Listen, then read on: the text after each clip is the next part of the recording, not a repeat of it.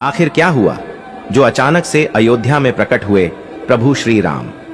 जी हां दोस्तों, यह घटना आज सुबह की है, जब सभी लोग आने वाली 22 जनवरी की तैयारी में जुटे हुए थे, क्योंकि हम सभी जानते हैं कि आने वाली 22 जनवरी को प्रभु श्री राम की प्राण प्रतिष्ठा होने वाली है, जिसमें न सिर्फ अयोध्या नगरी बल्कि संपूर्ण भारत में ही 22 जनवरी को एक भव्य त्योहार के रूप में मनाया जाएगा।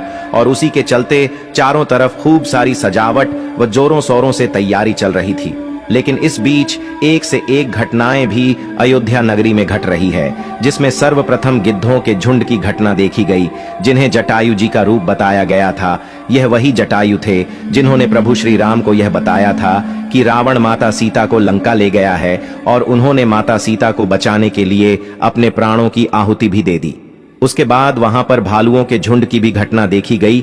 जब अयोध्या में बहुत सी जगह पर भालू के झुंड को देखा गया तो यही कहा गया कि वह जामवंत जी के अवतार हैं।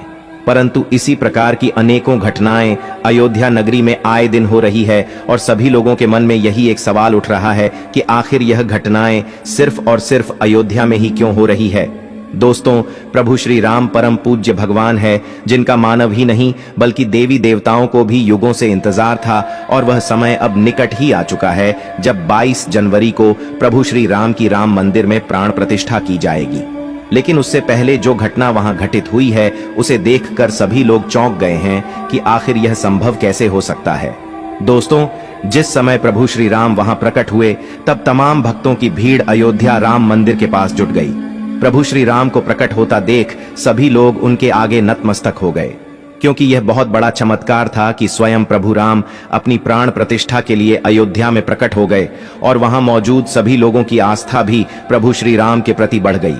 दोस्तों, अब आप सभी के मन में यह सवाल चल रहा होगा कि आखिर प्रभु श्री राम प्राण प्रतिष्ठा से 2 दिन पहले ही प्रकट क्यों हुए, और उनका प्रकट होना किस बात का संकेत है।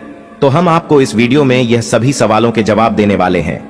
लेकिन उससे पहले अगर आप भी पक्के सनातनी हिंदू हैं तो चैनल को सब्सक्राइब करें, वीडियो को लाइक करें और कमेंट में जय श्री राम जरूर लिखें, और सभी सनातनी हिंदू भाइयों को यह वीडियो शेयर जरूर करें।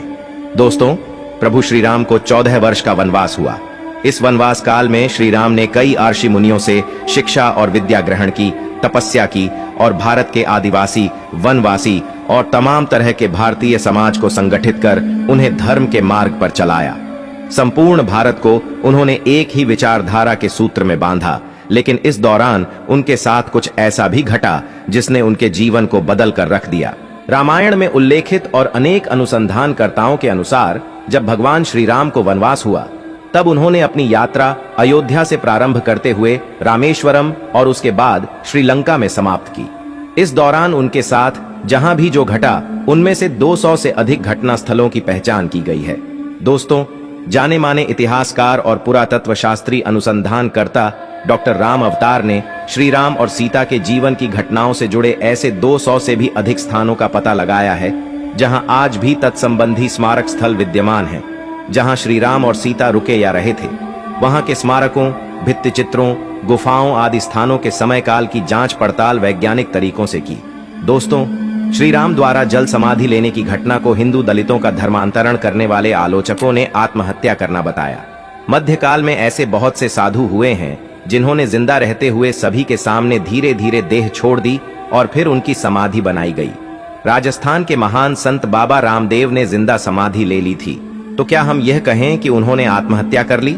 दोस्तों, अयोध्या आगमन के बाद राम ने कई वर्षों तक अयोध्या का राजपाट संभाला, और इसके बाद गुरु वशिष्ठ व ब्रह्मा ने उनको संसार से मुक्त हो जाने का आदेश दिया। एक घटना के बाद उन्होंने जल समाधि ले ली थी। सरयू नदी में श्री राम ने जल समाधि ले ली थी। अश्विन पूर्णिमा के दिन मर्यादा पुरुषोत्तम राम ने अयोध्या से सटे फैजाबाद शहर के सरयू किनारे जल समाधि लेकर महाप्रयाण किया। श्री राम ने सभी की उपस्थिति में ब्रह्म मुहूर्त में सरयू नदी की ओर प्रयाण किया। उनके पीछे थे उनके परिवार के सदस्य भरत, शत्रुघ्न, उर्मिला, मांडवी और श्रुतिकीर्ति। ओम का उच्चारण करते हुए वे सरयू के जल में एक एक पग आगे बढ़ते गए, और जल उनके हृदय और अधरों को छूता हुआ सिर के ऊपर चढ़ गया। दोस्तों, जब भी कोई अवतार जन्म लेता है तो उसके कुछ चिन्ह या लक्षण होते हैं, और उसके अवतार होने की गवाही देने वाला कोई होता है। राम ने जब जन्म लिया तो उनके चरणों में कमल के फूल अंकित थे, जैसा कि कृष्ण के चरणों में थे। राम के साथ हनुमान जैसा सर्वशक्तिमान देव को होना इस बात की सूचना है कि राम भगवान थे। रावण जैसा विद्वान और मायावी क्या एक सामान्य पुरुष के हाथों मारा जा सकता है? इन सबको छोड़ भी दें तो ब्रह्मर्षि वशिष्ठ और विश्वामित्र ने इस बात की पुष्टि की कि राम सामान्य पुरुष नहीं, भगवान हैं, और वह भी विष्णु के अवतार। इक्ष्वाकु वंश में एक नहीं कई भगवान हुए, उनमें से सबसे पहला नाम ऋषभनाथ का आता है, जो जैन धर्म के पहले तीर्थंकर थे। मित्रों, प्रभु श्री राम की जितनी पूजा की जाए उतनी ही कम है। दोस्तों, भगवान राम एक ऐतिहासिक महापुरुष थे और इसके पर्याप्त प्रमाण हैं। शोधानुसार पता चलता है कि भगवान राम का जन्म 5114 ईस्वी पूर्व हुआ था। चैत्र मास की नवमी को रामनवमी के रूप में मनाया जाता है।